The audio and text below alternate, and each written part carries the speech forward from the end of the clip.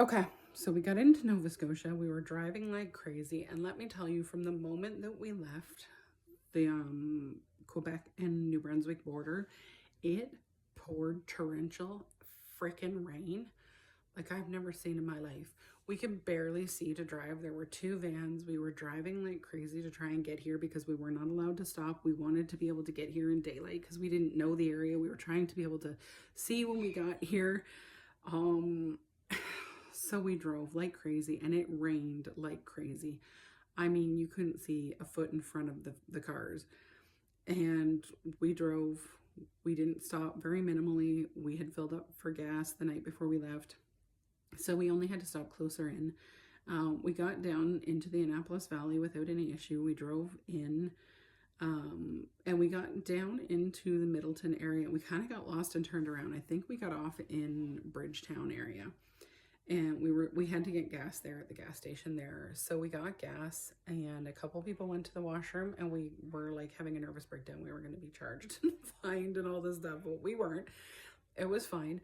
So they went into the washroom and then we went back and we were trying to follow the directions. But if you know anything about Nova Scotia, I'm sorry if you live in Nova Scotia and you disagree, but the directions out here are horrific. They're horrible. If you Google things, if you go on Google Maps, if you try to do anything to get directions out here, it's insane. Insane. I went up near the Halifax Bedford area, which is the biggest, most populated, busy area in Nova Scotia, for one of my son's hockey tournaments, and we printed directions out because the GPS thing was not working, and took pictures of the directions on our phone, and it said take the exit. What exit? What number? There was no number. There was no road. There was no exit telling you which one to go to. So directions were very bad.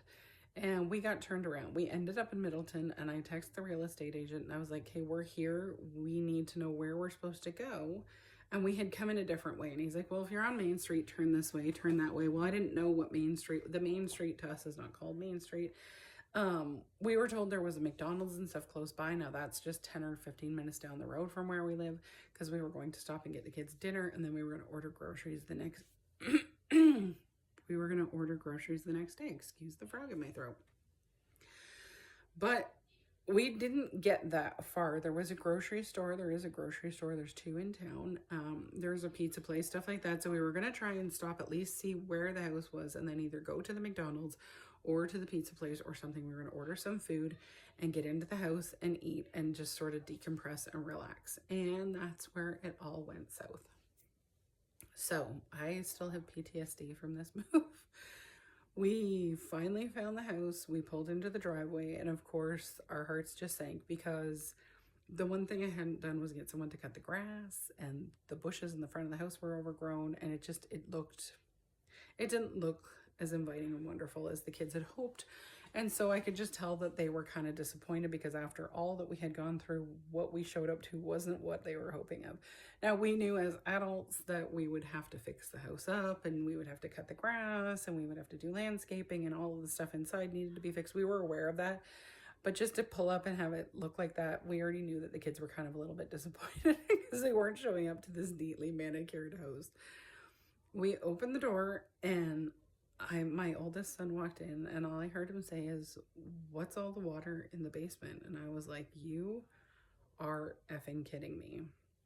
And he's like, no, what's all the water down here in the basement? And I was like, my heart sank into my throat and then down into my stomach. And I looked in, and you could see water on the bathroom floor, because where you open the front door and look downstairs, there is a washroom.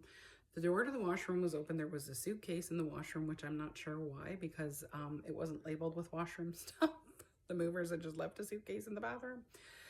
And there was water dripping from the light fixture, and there was water on the floor. And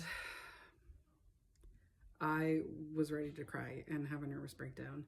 And I called the real estate agent, and I was like, listen, there's water in here. He was supposed to swing by the house the day before and check everything just to make sure that the movers were there, which he did.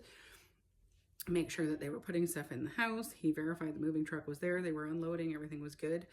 And one of them had used the upstairs washroom, which is something they're not normally allowed to do, because if anything happens, it will cause an issue for the house and the homeowners if what happened to us is something that happens, and it did. They inadvertently plugged the toilet upstairs, and the bathrooms are, of course, are stacked on top of each other right near the water stack. And so they had plugged the toilet upstairs, and it had overflowed for a day until we had arrived. And for 24 hours, the water had just dripped and dripped down through the light fixture, through the floor, through the ceiling, into the bathroom below, and then out into the living room in the basement, and partway down the hall and into the laundry room. And it was just, the ceiling was falling in the bathroom. The walls were starting to sag because the drywall was so wet. And so the real estate agent called a plumber that he knew. The plumber came in and is like, "Where's your water main?"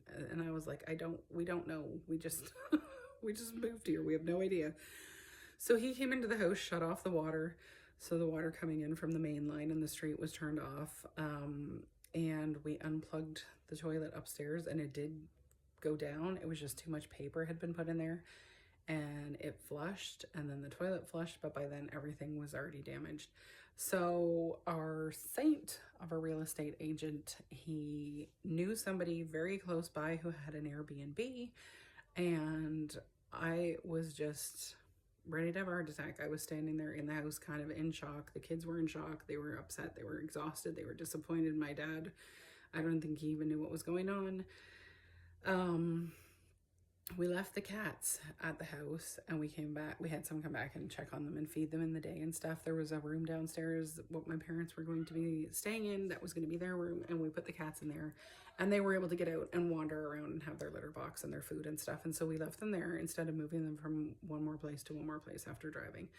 And we ended up following my real estate agent out to an Airbnb, and it's just on the Bay of Fundy, 10 minutes from where we are. And I don't know how religious you are or if you believe in God, but we ended up at what used to be a little church that had been turned into an Airbnb on the Bay of Fundy. And I will show you pictures of that, because the next morning, that night, I felt like I was going to have a heart attack. I was like, I think someone might need to call 911. I was very worried in the night that the stress was going to be too much, because I had had heart palpitations or chest pains that I had never felt before, and it didn't feel good. And I'll show you the Airbnb in the next part, but I believe, thankfully, that the Lord stepped in that day and gave us a place to stay, and it was available for the first week. We're supposed to quarantine for 2 weeks.